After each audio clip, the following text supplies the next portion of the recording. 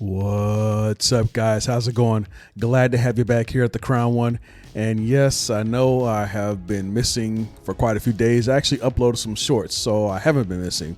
But yeah, like I always say in my previous videos, I do this in my spare time. And just this week, I just didn't have much spare time, especially with me doing jujitsu, making sure the family's taken care of, work, stuff like that. But all those excuses aside, glad to have you back. And don't forget to like, comment, subscribe, hit that notification bell for the latest updates on the latest uploads.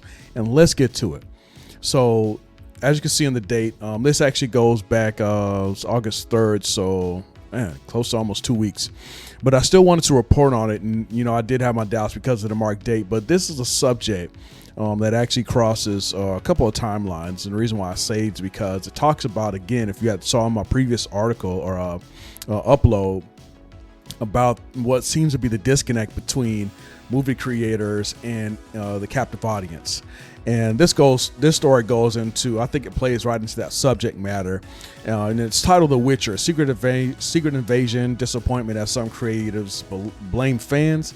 And in the last video, I had also talked about Secret Invasion in the overall arc of the disappointment in some of these franchises, very popular franchises like the Marvel Cinematic Universe, The Witcher that you might see on Netflix. I haven't checked out myself because I don't have a Netflix subscription. I haven't had probably about a year or two or something to that effect. But yet still relative to the subject matter, again with that disconnect.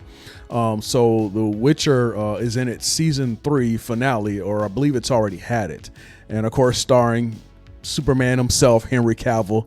One of my favorite Supermans. Christopher Reeves is my other favorite Superman. He's like my original favorite Superman, but that's a sideline thing. I could do a whole segment on that, on Superman and Henry Cavill and Christopher Reeves. But at any rate, Henry Cavill playing the main character Witcher, which is based off a video game that was made live action on Netflix a couple of years ago.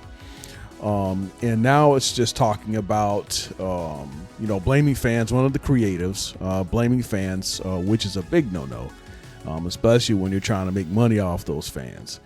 So what does it mean, if anything, that so many big TV franchises shows are stumbling at the same time?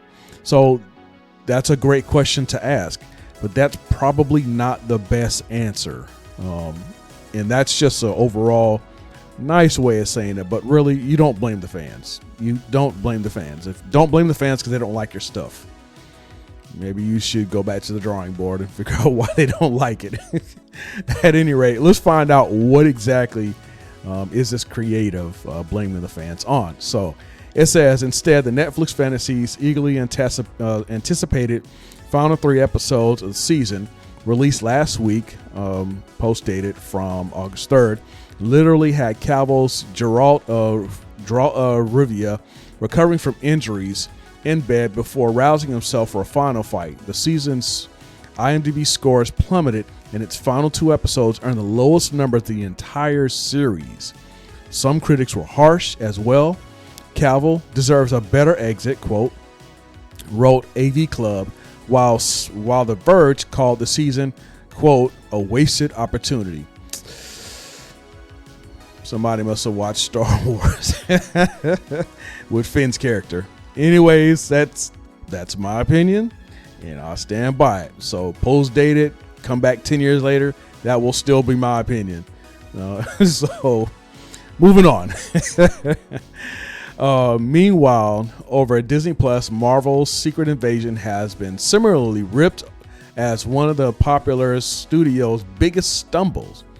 Its finale earned just a 7% score on Rotten Tomatoes, and headlines dubbed the project starring Samuel L. Jackson, quote, the worst reviewed Marvel project. Now I want to jump back real quick to Henry Cavill's character. And the question I had was, did he deserve a better exit, and was this a wasted opportunity? Now, again, I haven't seen any Witcher series, and I haven't played the game. So I speak from one who's on the outside looking in and looking at the reaction of what would be the captive audience.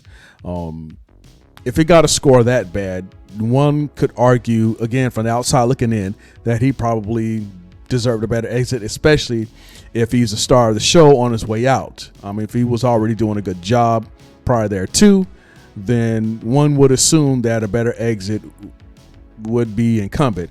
Of course, what that better exit might be, that's left for speculation. Is it a wasted opportunity? Again, just basing that off of the response, one would have to argue yes. Of course, a person could argue no, because then again, it's up to the creatives to decide what type of exit or opportunity they want to give the star of the show, aka Henry Cavill, on how he's the exit. They make those determinations. Well, that's something that we all understand. They're the creatives, they're the directors, producers, whatever, whatever role they play to determine how the show's going to run. Again, they have control over that, but they don't have control over the results, and they don't have control over how people are going to respond. So the only person you can control is yourself. But when you get that type of response from not only the audience score, but also from syndicated media outlets, it's not to say to jump straight to, oh my goodness, what did we do wrong? But sit back and consider what they're saying is valid. If that's something that they truly believe, it's something that to consider, not just automatically agree with it, because there may be another captive audience that finds it appealing, and that might be the majority. But again, you're going for ratings, so the majority of the ratings are bad, then maybe that's something you want to look into. And even if the majority of the ratings are good, you want to look into how it made it good, and continue, drive that brand. And that goes also for Secret Invasion, and I already opined on it. I hope I'm using that term right. Opine, yeah. But again, the results are the same. Marvel's worst reviewed production ever. That's pretty harsh. And I don't mean harsh in terms of it shouldn't have been said, but harsh in the terms of it was said.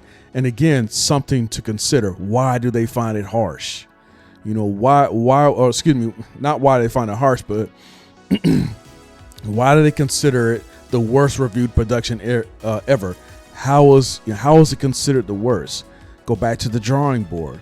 I won't talk bad about Samuel L. Jackson's acting, because I think he's a great actor, especially in some of his earlier projects with Jungle Fever, Menace to Society, things of that nature. He's played some very convincing characters. But it also goes to how the actor is directed by the director to portray that character, making that character believable. You could also consider the script writing. You can consider the cinematography. I'm still trying to understand that term, so just bear with me if I'm not using that in proper context. But my wife explained it to me earlier, so hopefully it'll stick. But anyways, again, it just all rolls downhill when some of those things would be considered deficient. And then moving on to The Mandalorian. The Mandalorian saw a sharp drop in its tomato score, and that was with, I believe it was season 3. So let's check out the paragraph. It says, the reaction follows what was considered a disappointing third season for Disney Plus acclaimed Star Wars drama The Mandalorian, which took a sharp dive in its Rotten Tomatoes score from the low 90s for the first couple of seasons to 57%. We all know that's an F. In the spring, Mando then lost its usual Emmy's Best Drama nomination slot. Now, Mandalorian was near and dear to me because that's Star Wars. I even have, matter of fact, and I'm going off a bit on a tangent, when the first season came out, when the first season was announced, and I was asking about Star Wars related games, and I ended up talking to this guy at GameStop, and we went full nerddom on Star Wars, Mandalorian, how we're excited it's coming out. He gifted me a Mythosaur lapel button that go, how you put the United States button lapel on your jacket. It was a Mythosaur button on there, and I've had it ever since. And whatever year that Mando season 1 came out, that's how long I've had it. And of course, other memorabilia, stuff like that. But I'm speaking, again, to the desire for the Mandalorian franchise and, of course, overall Star Wars franchise. And the first season, man, first season, second season, it was doing well. And then that third season came, and as you can see from the ratings, it dropped to 57% in the spring. And some of the episodes, and if I'm speaking from my own opinion, were a bit of a lackluster. Like it was just from it didn't seem like there may have been a continuing storyline, so to speak. It was just one episode seemed to be separate from the other. Not all the time, but it was just, I don't know. Some characters that I myself and others may have felt should have moved on from the series. Grogu, not throwing shade on Grogu. He was cute at the time, and it is what it is. What seemed to be less like the Mandalorian became more about the surrounding characters of the Mandalorian. Because it was always assumed the Mandalorian, Din Djarin, was the Mandalorian. But it never, I'm not sure. It just seemed off, And again, that's not me being mean or, poking fun or anything like that. It just didn't seem like it was attached to the first two seasons, especially when you have Luke Skywalker, the OG Star Wars Jedi Master, showing up at the end of season 2. That was the height, again, in my opinion. So, and that just goes to sticking to that brand, what works, so. I wish these guys the best in producing things that people are going to like, because that's the audience that you're trying to appeal to, an audience that's going to like the source material. But one thing, again, what I would warn is that you don't start blaming the fans. But this goes to an even greater trend, the overall downward trend in TV and movie productions. And people are starting to look around, whose fault is it anyways, for these ratings droppings. Like I said, some creatives are blaming the American fans, and you see in the article, and I do apologize because I've started to lose my place. Let's see. It says, when a series is made for a huge mass of viewers with different experiences from different parts of the world, and a larger part of them are Americans, these simplifications not only make sense, they are necessary, he told Polish News, oh my goodness, Wyborcza. It's painful for us and for me too, but the higher level of nuance and complexity will have a smaller range. It won't reach people. Previously, Baginski suggested stories also need to simplified. I think there's a sick there, a misnomer, to be simplified due to younger viewers being inspired by only emotions rather than a lot than plot after being raised on YouTube and TikTok. So again, I'm trying to look at it from his point of view, and I actually see from his point of view. We have a large generation that watched a lot of YouTube, a lot of TikTok, even the current generation watching a lot of YouTube, a lot of TikTok. Heck, I'm even uploading on YouTube. However, I got to play the angel's advocate. When you take out the plot and you just start driving on emotions, you can't be surprised at the ratings. And that goes either way. If you drive on plot and you take out the emotions, you can't be surprised on ratings. If you drive the plot and the emotion, don't be surprised by the ratings. If they don't go in, when I say don't be surprised at the ratings, don't be surprised at whatever the ratings are that don't match your perception of what they should be. Kind of going off of what it seems like to be YouTube and TikTok and trying to, I guess, glean from that experience. As you can see, the results didn't seem to pan out. And again, this isn't trying to, push one way or the other, but a tree is known by its fruit.